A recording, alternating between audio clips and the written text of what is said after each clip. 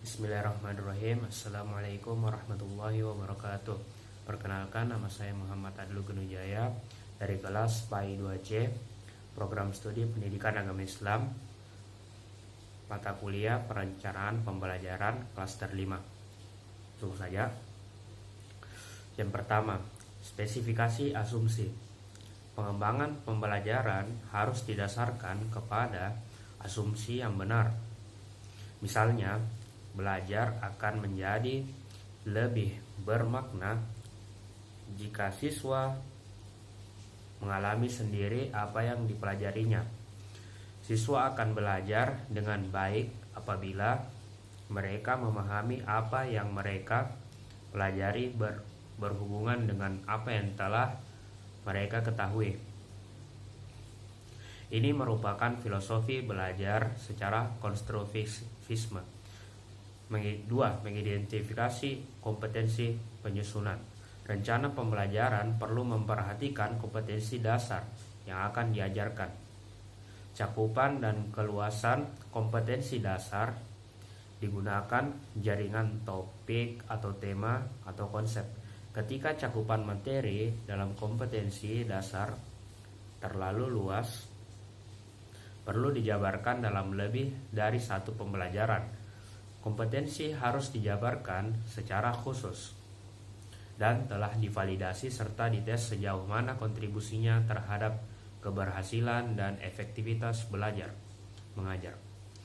Identifikasi kompetensi dapat dilakukan melalui analisis tugas atau task analysis dan sebagainya. Yang ketiga, menggambarkan kompetensi secara spesifik. Spesifikasi kompetensi biasanya lebih khusus, dapat diamati dan lebih operasional. Yang keempat, menentukan kriteria jenis asesmen. Langkah ini ditempuh guna mengukur ketercapaian kompetensi, dan ini sangat penting dalam pengembangan pembelajaran karena ketersediaan alternatif penilaian yang disiapkan oleh guru menunjukkan kesiapan guru dalam melaksanakan proses pembelajaran. Yang kelima, pengelompokan tujuan dan penyusunan tujuan pembelajaran. Pengelompokan tujuan merupakan deskripsi logis dari program yang di dalamnya memuat kompetensi minimal. Yang keenam, desain strategi pembelajaran. Desain ini dibuat sesuai dengan kompetensi yang telah dirumuskan dan dikembangkan setelah kompetensi. Strategi umum yang digunakan biasanya berupa prospektus, tujuan pre-assessment, asesmen diagnotis, kegiatan yang akan dilakukan, dan post-assessment. Yang ketujuh, mengorganisasikan sistem pengelompokan sistem. Pengelolaan dalam lebih bersifat individual sesuai dengan kebutuhan siswa, yang dalam implementasinya memerlukan layanan multidisipliner dan mengutamakan suasana real atau field setting. Yang kedelapan, melaksanakan uji coba program-program yang telah dibuat.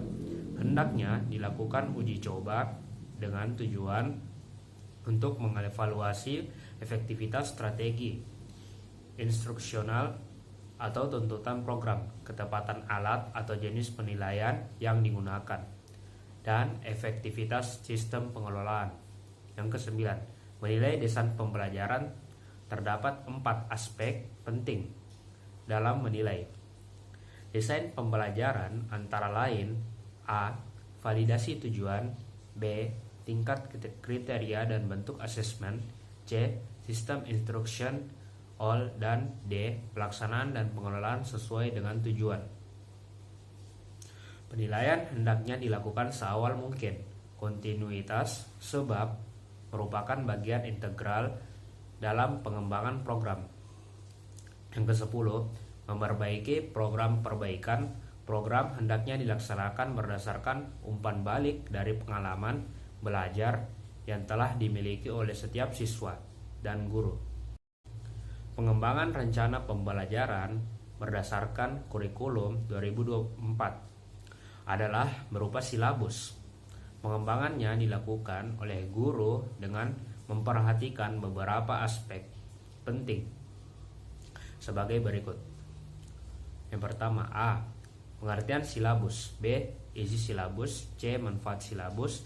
D. Prinsip pengembangan silabus. E. Langkah pengembangan silabus. Dalam kurikulum 2004, yang dimaksud dengan silabus adalah seperangkat rencana dengan pengaturan kegiatan pembelajaran, pengelolaan kelas, dan penilaian hasil belajar. Tujuan pengembangannya adalah membantu guru dan tenaga kependidikan lainnya dalam menjabarkan kompetensi dasar menjadi perencanaan belajar mengajar. Pada umumnya, isi silabus paling sedikit mengandung unsur berikut. A. Tujuan mata pelajaran. B. Sasaran mata pelajaran. C. Keterampilan yang diperlukan. D. Urutan topik yang akan diajarkan. E. Aktivitas dan sumber belajar pendukung keberhasilan pembelajaran. F. Teknik evaluasi yang digunakan. Prinsip yang mendasari pengembangan silabus harus memiliki kriteria berikut ini. Ilmiah, memperhatikan pengembangan kebutuhan siswa, sistematis, relevansi, konsisten, dan kecukupan. Semua materi yang akan diberikan kepada siswa harus memenuhi kebenaran ilmiah materi dalam silabus. Harus disesuaikan dengan tingkat perkembangan fisik dan psikologis anak. Sistematika silabus mengacu kepada komponen pokok. Silabus berupa standar kompetensi, indikator, dan materi pembelajaran. Langkah pengembangan silabus berbasis kompetensi terdiri atas 7 langkah utama, sebagaimana tercantum dalam pokok pedoman umum pengembangan silabus Depdiknas tahun 2004, yaitu 1. Penulisan identitas mata pelajaran.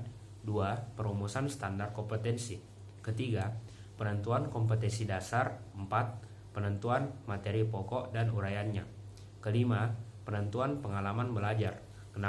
Penentuan alokasi waktu. Ketujuh, penentuan sumber dan bahan pembelajaran.